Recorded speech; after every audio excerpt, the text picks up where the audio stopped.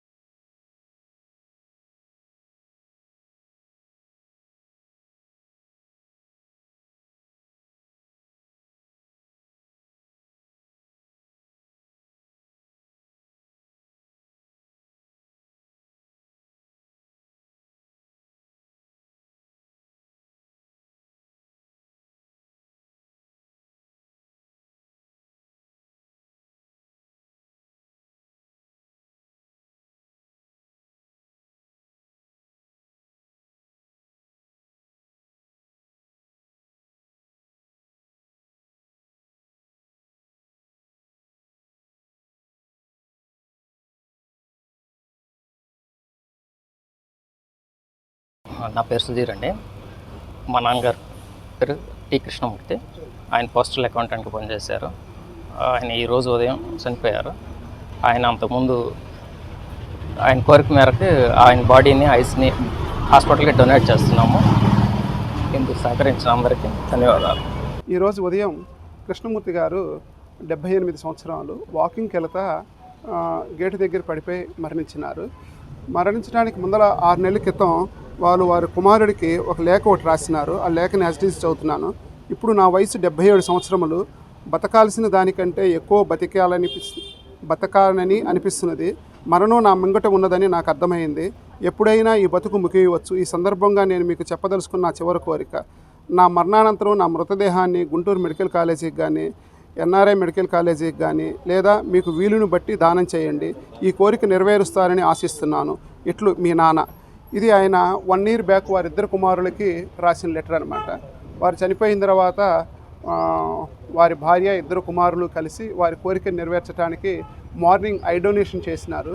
ఇప్పుడు వారి పార్థివ దేహాన్ని ఎన్ఆర్ఐ మెడికల్ కాలేజీకి డొనేట్ చేస్తున్నారు. పెన్షన్ల పంపిణీ విషయంలో వైసీపీ శవరాజకీయాలను వ్యతిరేకిస్తూ టీడీపీ ఆందోళన చేపట్టింది. లార్డ్ సెంటర్ అంబేద్కర్ విగ్రహం వద్ద ధర్నా చేసి నిరసన తెలిపారు. ఈ సందర్భంగా టీడీపీ నాయకులు కనపర్తి శ్రీనివాస్ మాట్లాడుతూ పెన్షన్ల పంపిణీపై ఎన్నికల కమిషన్ స్పష్టమైన ఆదేశాలు జారీ చేసిందన్నారు.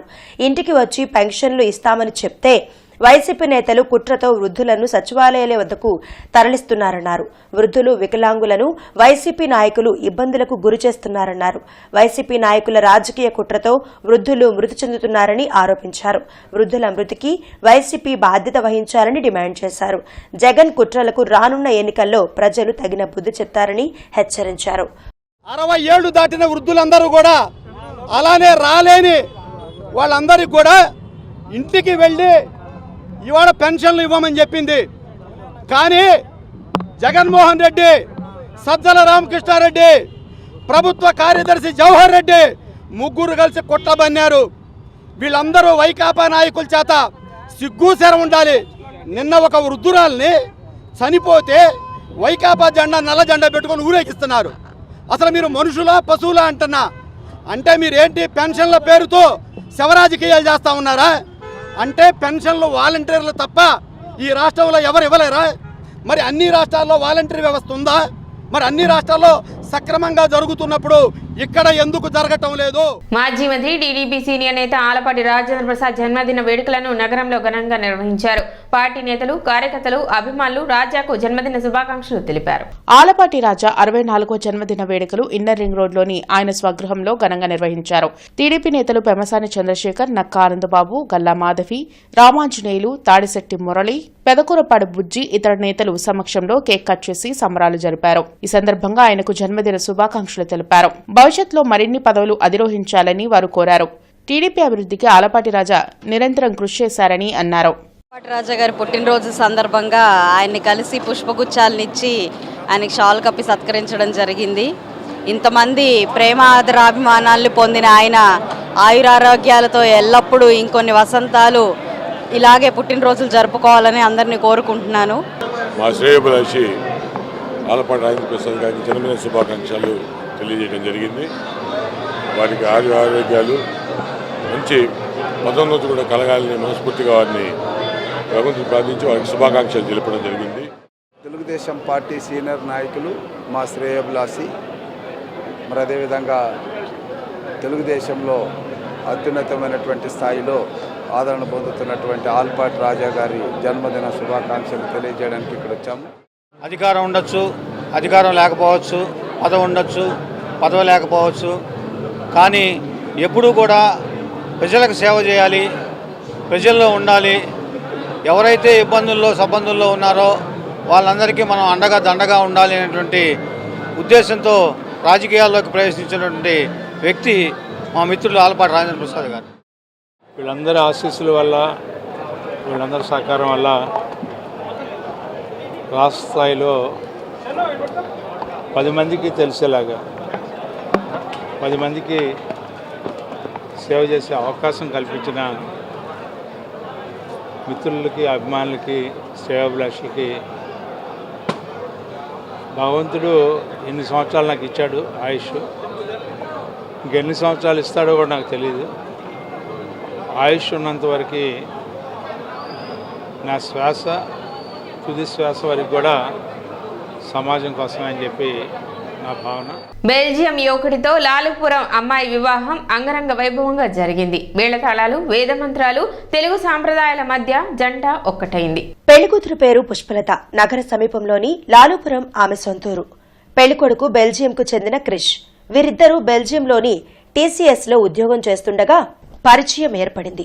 పరిచయం స్నేహంగా మారి ఆ తర్వాత ప్రేమగా మారింది. మనసులు కలిసిన ఇద్దరు జీవితంలో కలిసి నడవాలని అనుకున్నారు. తెలుగు సాంప్రదాయాలపై మక్కువ చూపిన క్రిష్ కుటుంబం గుంటూరులోని పెళ్లికూతురు కుటుంబ సభ్యుల మధ్య వివాహం జరపాలని నిశ్చయించుకున్నారు. వారు ఊహించిన విధంగానే పరిణయం కన్నుల పండుగగా ఇరు వర్గాల బంధువుల మధ్య జరిగింది. యూరప్ ఖండానికి చెందిన వరుడు బంధువులు తెలుగుంటి సాంప్రదాయ వస్త్రాలు ధరించి వివాహ క్రతువులో పాల్గొన్నారు. గ్రామానికి చెందిన స్థానికులు వివాహ మహోత్సవానికి హాజరై నూతన వధూవరులను ఆశీర్వదించారు.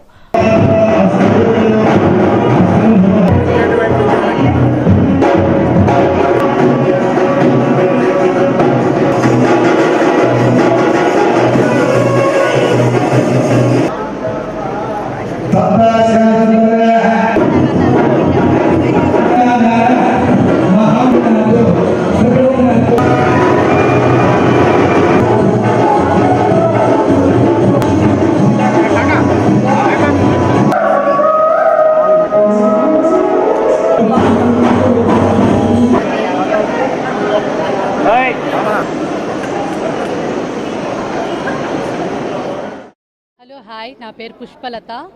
నేను హైదరాబాద్ వాస్తవ్యురాలిని. మాది గుంటూరు పుట్టినూరు. నేను టీసీఎస్లో జాబ్ చేస్తుండేదాన్ని. టీసీఎస్లో జాబ్ చేస్తుండగా నాకు ఆన్ సైట్ వచ్చింది బెల్జియంకి. ఆ విధంగా నేను ఆన్ సైట్ బెల్జియంకి వెళ్ళాను. అక్కడ నాకు క్రిస్తో పరిచయం అయింది. మేము ఇద్దరం ఫస్ట్ ప్రాజెక్ట్లో వర్క్ చేశాము. కానీ తర్వాత ఆయన వేరే ప్రాజెక్ట్ మీద వేరే వర్క్కి వెళ్ళిపోయారు. నేను టీసీఎస్లో వర్క్ చేస్తూ ఉన్నాము. తర్వాత నేను మళ్ళీ ఎప్పుడైతే వెడ్డింగ్ కోసం చూస్తున్నానో తర్వాత మళ్ళీ పరిచయం ఏర్పడింది. ఇద్దరిని ఒకళ్ళొకళ్ళు అర్థం చేసుకున్నాము. దాని తర్వాత వాళ్ళ తల్లిదండ్రులతో మాట్లాడి, మా ఇంట్లో వాళ్ళతో కూడా మాట్లాడి అందరూ ఒప్పుకున్న తర్వాత అందరి ఆశీస్సులతో ఇలా పెళ్లి. She came to Belgium on a project. I was working for a customer, and that customer decided to hire TCS, and this is how Pushpalata came to Belgium, and I had the honor of training her on the job. So we became colleagues at first, later then we became friends, and now finally we have become man and wife. So it's been an honor and it's been a wondrous journey. It's sometimes challenging. I'm not that flexible to sit. That was a bit of a problem. But in the end, it's nice. This is new for me. I never had this before. It's very colorful. We don't have that. There's just the drums and the music. It was all new to me. It's been great, and it's not finished yet. So we're looking forward to the rest of it. Hi, my name is Nico. I am 47. I'm from Belgium. My brother Chris is getting married today, and for us, it's our first time in India. We are very happy to be here. We are enjoying this so much. It's a very beautiful ceremony. The country is very beautiful, very warm for us, but still very beautiful. And all the cultural usage that you do, it's amazing. We are so proud to be here. It's really amazing to be here. We will never again experience this in our entire lifetime. So we're so proud and so happy to be here. City news ముంచే ముందు ముఖ్యాంశాలు మరోసారి.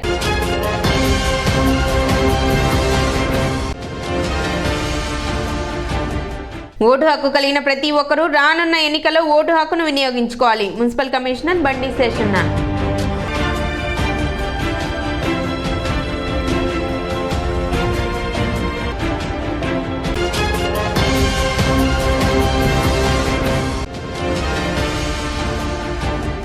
ఎన్నికల code అమల్లో ఉన్నందున రాజకీయపరమైన కార్యక్రమాలకు అనుమతులు తప్పనిసరి. Tenali rural CI Venkateswarlu.